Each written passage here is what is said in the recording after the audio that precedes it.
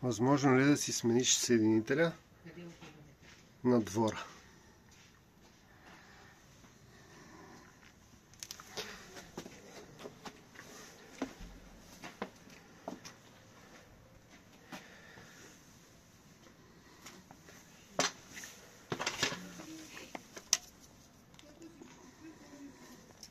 Тотална щита.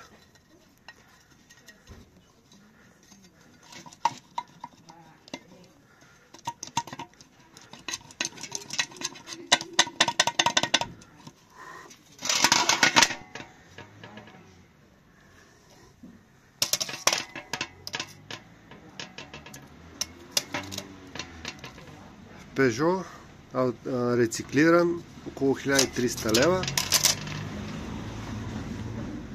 Притискателен с демпферен маховик и феродов диск с лагер помпа. Рециклиран около 1300 лева, 2300 и нещо е оригинален съединител. Рециклиран и двете цени са, ако върнете старите части в Peugeot. От авточасти около 1000 лева комплект. И това са цени без труд. Спестявате от труд, възможно е на двора.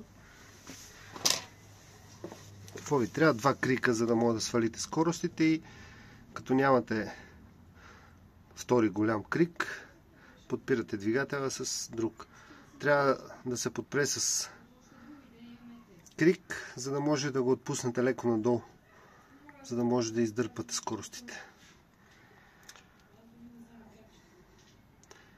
Това видео няма за цел да ви покаже как да го направите, а че е възможно при желание и сами да си го смените, стига да имате малко познания как се отвиват и завиват болтове. Общо взето не е много сложно. Има достатъчно клипчета в интернет на процедурата. Въпросът е, че не ви трябва подемник. Възможно е, да, малко по-трудно е, но е възможно да се смени и на място.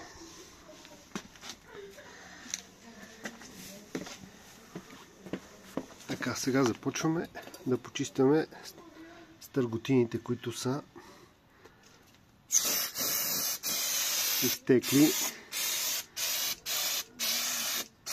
от счупения съединител.